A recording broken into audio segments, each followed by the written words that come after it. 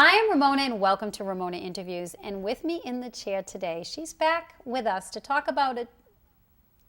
I don't want to say it's a sub-branch, but for layman's terms, it's a sub-branch of cognitive behavior therapy. It's Helen Turano. Welcome, Helen. Thank you, Ramona. I'm very glad to be back. I appreciate you having me back on the program. And I'm sorry it took you so long to get to us, but you're finally here, so we're going to have a fabulous show. I'm a really wide proponent of cognitive behavior therapy. I think that it's a great therapy and that it has a good success rate, so I'm very supportive in that way. Tell us a little bit about acceptance commitment therapy, or ACT. Is that what it's? Yes, yes. So ACT is a newer variant of CBT, and the way I'd like to explain it is, now just bear with me because I'm going to talk about how the mind works for a minute. Okay. So one important aspect of ACT is to think about what makes you you. Okay. So for any of us, our bodies are so different than they were when we were kids that a person could well not recognize us if they haven't seen us for 30, 40 years. Oh, yeah. Okay, that's a given. Yeah, even 20. We change. We change. And obviously, our thoughts are completely different than when we were 10. Life experience. Yeah. You know, we've matured, we have lots of life experience. We're different. So if our bodies have changed and our thoughts have changed, there's still something about us that hasn't changed. Okay. Okay. So the part of us that hasn't changed is what we identify as ourselves, right? It's the you that makes you Ramona. Yeah.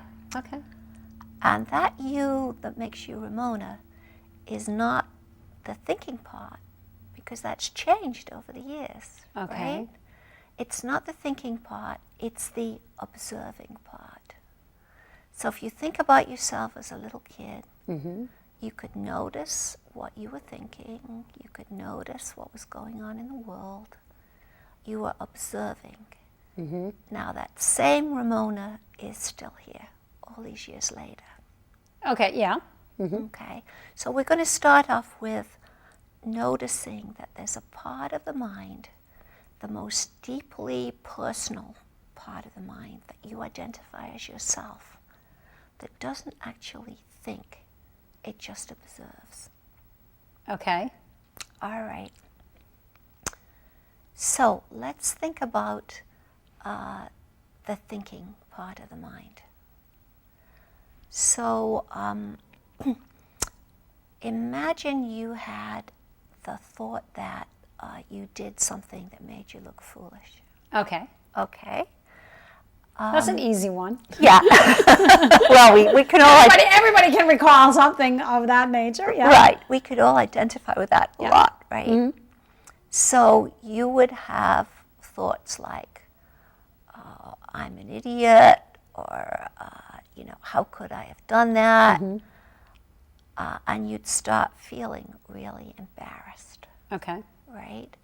And would you be noticing that you were having that thought, or would you really be stuck to that thought? Okay. You'd be kind of stuck to it, right? It would be all you could think about for a little while. So if you have a person who has major depression and they have a thought like that, it can just keep rolling and rolling until it, ends up with them having very depressed thoughts. That's what we call an automatic thought. Kind of a more surfacey thought that nevertheless is very distressing. Okay. So it's like a thought that's like a habit? Yes. Even if we're not depressed or particularly anxious, if we do something that we think made us look foolish, we instantly get stuck on the thought and we start feeling really bad. Okay, yeah, like being stuck in a groove. Stuck in a groove. Yeah, right. Okay. Yeah. Now, let's think about what being fused means. It means two things really tightly stuck together, right? Okay. So it's like a pine furniture with mahogany veneer stuck on it, really stuck together. Okay. Okay? So let's think about the observing part of you. Imagine that observing part noticed that you were having that thought, I look like an idiot. Okay. Okay?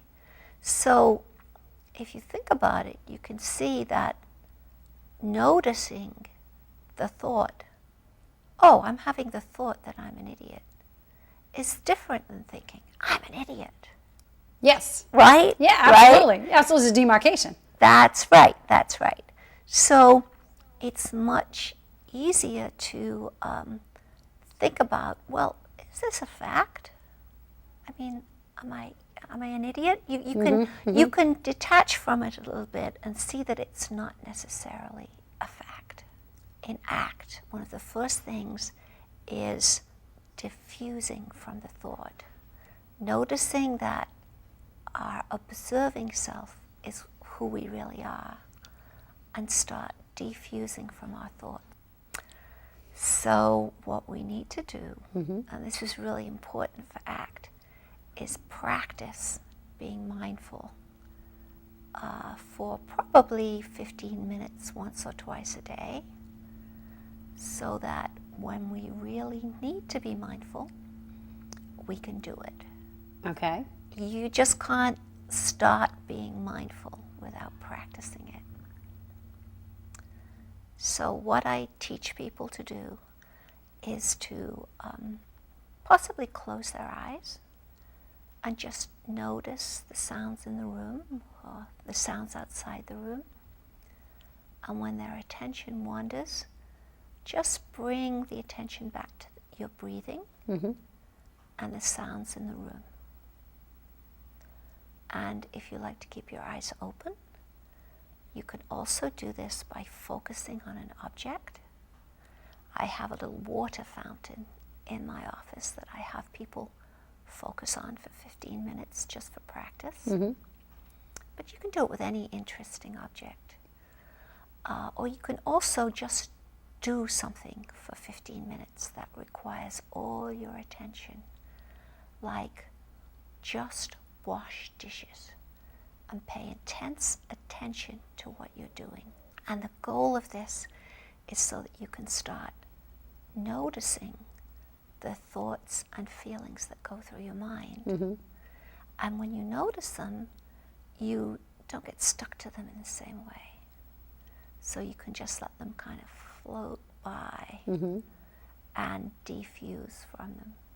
Thank you for telling us about ACT. Thank you for coming on again. I appreciate it, Helen. I very much appreciate being on. Thank you, Ramona. You're welcome. I am Ramona, and you've been watching Ramona Interviews. Have a wonderful week.